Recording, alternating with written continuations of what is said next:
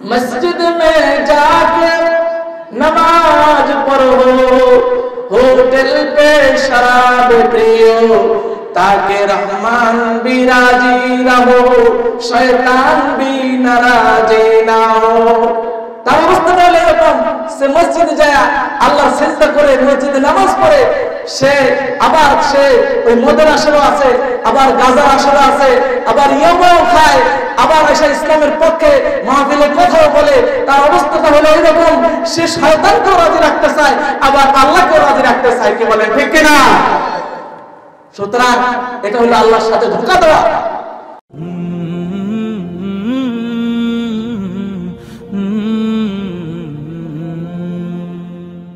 আল্লাহ রাব্বুল আলামিন বলেন, ইন্নাল মুনাফিকিনা ফিদ দারকিল আসফালি মিনান নার। এটার স্বভাব হলো মুনাফিকি স্বভাব। আল্লাহ বলেন এই সকল মুনাফিকগুলোকে আল্লাহ রাব্বুল আলামিন কাল কিয়ামতের দিন জাহান্নামের অতল গহ্বর করে তাদেরকে নিমজ্জিত করবে। বলেন নাউজুবিল্লাহ। সম্মানিত হাজির, এই তাকওয়ার কথা আল্লাহ রাব্বুল আলামিন কুরআনে কারীমের পৃষ্ঠায় পৃষ্ঠায় আল্লাহ রাব্বুল আলামিন বলেছেন।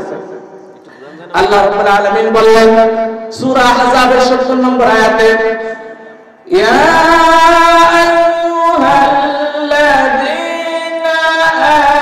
আমানু তাকুল্লাহা ওয়া কুলু কাওলান সাদীদা। ওই যারা ঈমান এনেছো, তোমরা আল্লাহ রাব্বুল আলামিনকে ভয় করো এবং তোমরা সোজা কথা বলবা, সিধা কথা বলবা। কি কথা বলতে বলছে আল্লাহ? জোরে বলেন না, কি কথা বলতে বলছে? সোজা কথা, সিধা কথা। কথা যত সিধা তত অসুবিধা। কি বলেন ঠিক কিনা? তাই বলে কি সিধা কথা ছেড়ে যাবে? সহজ কথা এবং হক কথা ছাড়া যাবে? কি বলেন ছাড়া যাবে? কোন দুনিয়ার রক্তচক্ষুকে কোন মামলা হামলাকে ভয় করা যাবে না। একমাত্র শুধুমাত্র যাকে ভয় করতে হবে তিনি হলেন আসমান এবং জমিনের রব, আমার আপনার রব আল্লাহ রাব্বুল আলামিন। কি বলেন ঠিক কিনা? প্রিয় ভাই বন্ধুরা, বাবারা, সুতরাং আজকে আল্লাহ রাব্বুল আলামিনকে ভয় করতে হবে।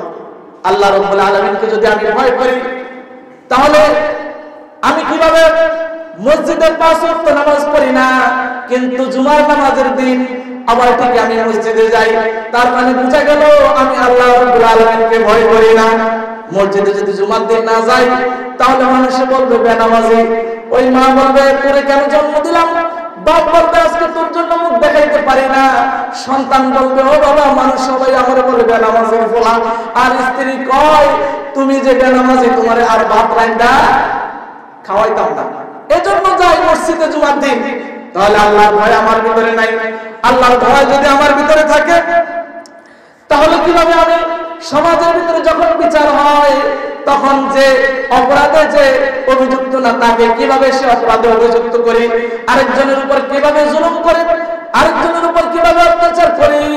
ও আমার ভাই বন্ধুরা, বাবারা, আল্লাহর ভয় যদি তোমার ভিতরে থাকে, তাহলে আরেকজনের জমি প্রতি বছর চাষ দেওয়ার সময় আরেকজনের জমি প্রতি বছর সামনে একটু একটু আগাও কেমনে, লাইট এলো কেমনে?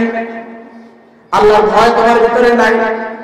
আল্লাহ নবী বলেন যে ব্যক্তি আরেকজনের জমি এক বিঘত পরিমাণ জমি যদি আরেকজনের সে দখল করে নেয়, কাল কিয়ামতের দিন ৭টা জমি তার কাঁধের উপর উঠিয়ে দেওয়া হবে। সেদিন পারবেন? কি বলেন, সে পারবে সেদিন? সেই ৭ জমিন না থাকতে পারবে না।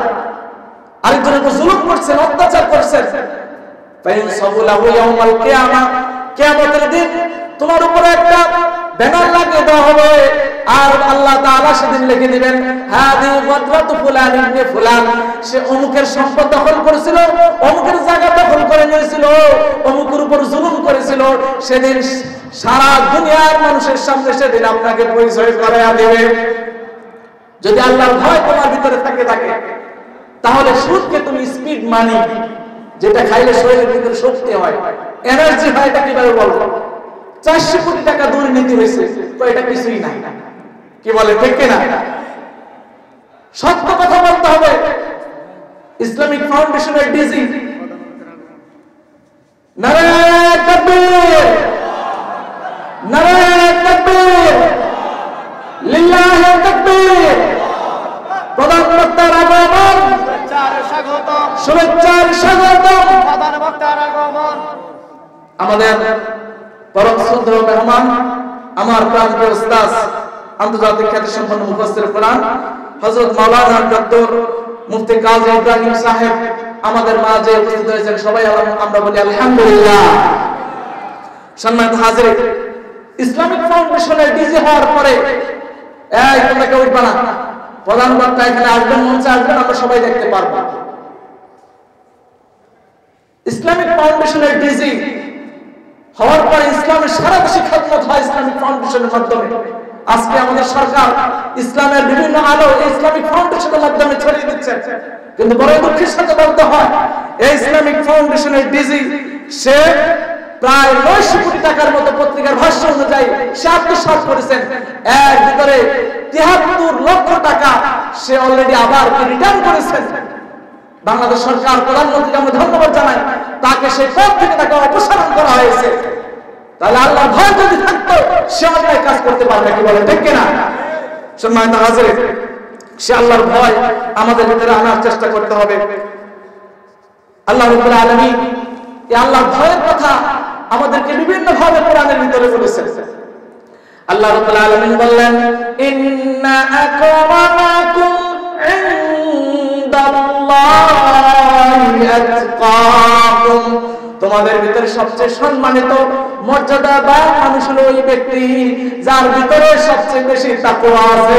আল্লাহর ভয় যার ভিতরে আছে তার মর্যাদা এবং সম্মান হলো আল্লাহর কাছে সবচেয়ে বেশি। প্রিয় ভাই বোনেরা, বাবারা, আল্লাহর নবীর একজন সাহাবী আউফ বিন মালিক আশজাঈ রাদিয়াল্লাহু তাআলা আনহু, তার দুটি সমস্যা। একটা সমস্যা হলো তার ঘরে কোনো খাবার নাই, আরেকটি সমস্যা হলো তার সন্তান ইহুদিরা বেঁধে রেখেছে। এই সমস্যা যখন অনেকদিন তার সন্তানকে ইহুদিরা বেঁধে রেখেছে, স্ত্রীর সাথে পরামর্শ করলো, ওগো প্রাণের স্বামী অবস্থা থেকে আমরা কি করতে পারি? স্ত্রী পরামর্শ দিলেন, ওগো স্বামী তুমি আল্লাহর নবীর কাছে চলে যাও, আল্লাহর নবীর কাছে যাই জিজ্ঞাসা করো এই অবস্থা থেকে আমরা কিভাবে উত্তরণ করতে পারি। আল্লাহর নবী বললেন, ইত্তাকিল্লাহ ওয়াস্তাগফির লা হাওলা ওয়ালা কুওয়াতা ইল্লা বিল্লাহ।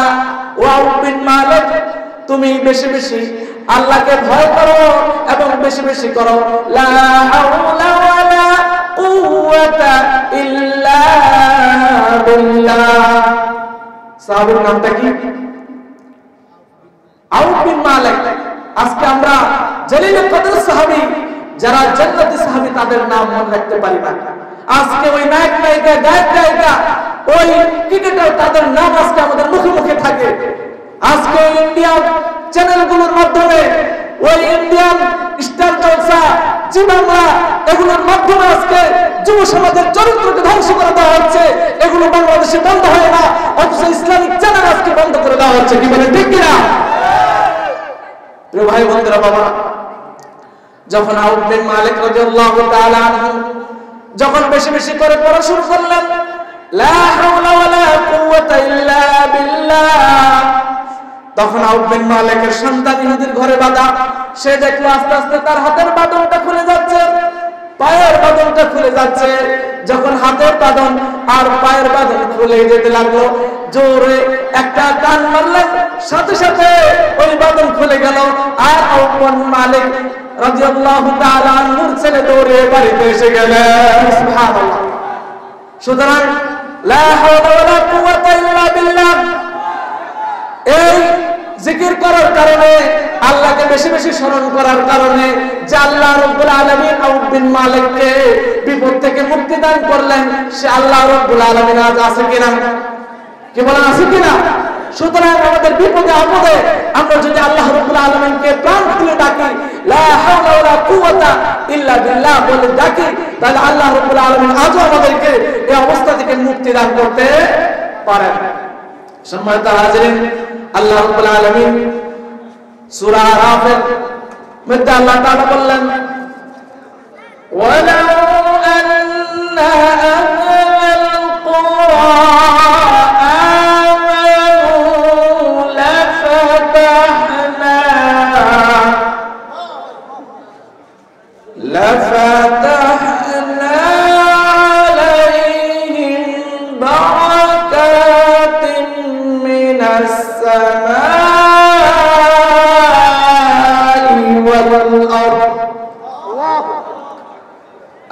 রাব্বুল আলামিন জানিয়ে দিলেন, ও চৌমুহনীবাসীরা, ও মুরাদপুরবাসীরা, যদি তোমরা আল্লাহ রাব্বুল আলামিনকে প্রতি ঈমান আনো আর আল্লাহ রাব্বুল আলামিনকে ভয় করো, তাহলে আল্লাহ রাব্বুল আলামিন আসমান জমিনের রিজিকের ভান্ডার তোমাদের জন্য খুলে দেবে।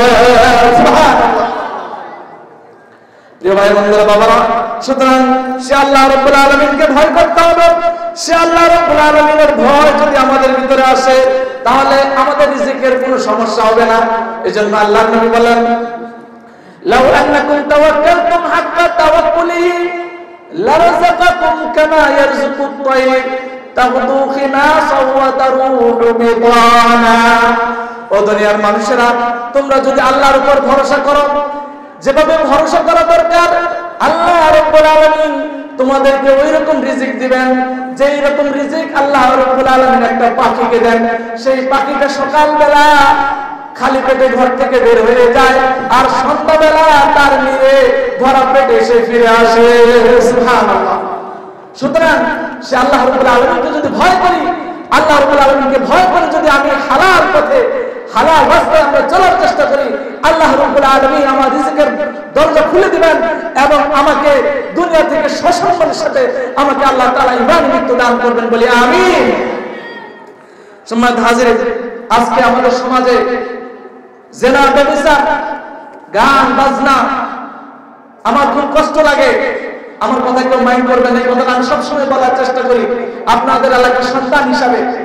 আমি যখন এলাকা দিয়ে ঘুরি, বাজারে যখন আসি, তখন আমি দেখি অনেক মুরব্বী বাবাজি টিভির দোকানের সামনে সে অশ্লীল ওই ইন্ডিয়ান নায়ক নায়িকাদের সে ডান্স দেখতেছে, গান দেখতেছে, বাজনা দেখতেছে, আর মুখে একটা সিগারেট, তার দাড়িটা পেকে গেছে। ও আমার বাবাজি, আপনার পা একটা তো কবরে চলে গেছে, আপনি কিভাবে অবস্থায় আপনি এই কাজটা করতেছেন? সুতরাং এভাবে যদি জিনা ব্যভিচার করে যান, আল্লাহ নবী বলেন, তোমরা যদি এভাবে অন্যায় ফাসাদ জমিনের ভিতরে বিশৃঙ্খলা করো, তাহলে আল্লাহ রাব্বুল আলামিন তোমাদেরকে এমন রূপ দিবেন, সেই রূপ থেকে তোমাদেরকে চিকিৎসা করা তোমরা পথ কোনো খুঁজে পাবে না। আপনারা জানেন, কয়েকদিন ধরে চীনে একটি রোগ ছড়িয়ে পড়েছে, করোনা ভাইরাস। সে ভাইরাসে আজকের পত্রিকার ভাষ্য মতে 56 জন মানুষ মারা গিয়েছে এবং 14টা দেশে এই ভাইরাস আজকে ছড়িয়ে পড়েছে। এর চিকিৎসা করার জন্য ওই ব্যক্তিকে বক্সি করে চিকিৎসা করতে হয়, কারণ অন্যের উপর আবার প্রভাব পড়তে পারে। কোনো ঔষধ নাই। সুতরাং আজকে আমরা যেভাবে জিনা ব্যভিচার করে যাচ্ছি, এত ওয়াজ-নসিহতের পরে, এত মাহফিলের পরে আমাদের ভিতরে পরিবর্তন আসতেছে না। আল্লাহ না করুক, আল্লাহ না করুক, আল্লাহর গজব এসে আমাদেরকে ধ্বংস করে দিতে পারে, ঠিক কিনা? প্রিয় ভাই বন্ধুরা, বাবারা, সুতরাং আসুন আমরা তাকওয়ার গুণে গুণান্বিত হই। আল্লাহ নবী সাল্লাল্লাহু আলাইহি ওয়াসাল্লাম আমাদেরকে তাকওয়া অর্জন করার জন্য একটি পথ শিখিয়েছেন। আল্লাহ নবী সাল্লাল্লাহু আলাইহি ওয়াসাল্লাম সব সময় আল্লাহর কাছে দোয়া করতেন। আমরা সবাই দোয়াটা করব, আল্লাহুম্মা, সবাই বলেন, আল্লাহুম্মা ইন্না নাসআলুকাল হুদা ওয়াত তুকা ওয়াল আফাফা ওয়াল গিনা। আল্লাহ তাআলা, তুমি আমাদেরকে হেদায়েত দাও এবং তাকওয়া দাও এবং পরমুখীতা থেকে আল্লাহ আমাদেরকে রক্ষা করো। আল্লাহর কাছে আমরা সেই দোয়া করি, আল্লাহ যেন আমাদেরকে তাকওয়া দান করেন। আমাদের প্রাণে দাও তাকওয়া তোমার, হতে চাই তোমার প্রিয়জন, তোমার দয়ার সীমা নাই নাই নাই, তোমার দয়ার সীমা নাই নাই নাই। তুমি যে মহান প্রভু, তুমি রহমান, তুমি যে মহান প্রভু, তুমি রহমান। বলেন আল্লাহুম্মা আমিন। আল্লাহ রাব্বুল আলামিন আমাদের জীবনের প্রত্যেকটি ক্ষেত্রে এই তাকওয়া যেন আল্লাহ তাআলা আমাদেরকে দান করেন। আমরা যেন এই তাকওয়ার মাধ্যমে আমরা দুনিয়া থেকে বিদায় নিতে পারি। আল্লাহ যেন আমাদেরকে ঈমানি মৃত্যু দান করেন। সর্বশেষ আবারও যারা আজকে মাহফিলের আয়োজন করেছেন, মাদ্রাসা কর্তৃপক্ষ, ম্যানেজিং কমিটি এবং শিক্ষক মহোদয়, সবাইকে আন্তরিক ধন্যবাদ, মুবারকবাদ জানিয়ে আমি এখানে শেষ করছি। সুবহানাকাল্লাহুম্মা ওয়া বিহামদিক, আশহাদু আল্লা ইলাহা ইল্লা আনতা, আস্তাগফিরুকা ওয়া আতুবু ইলাইক।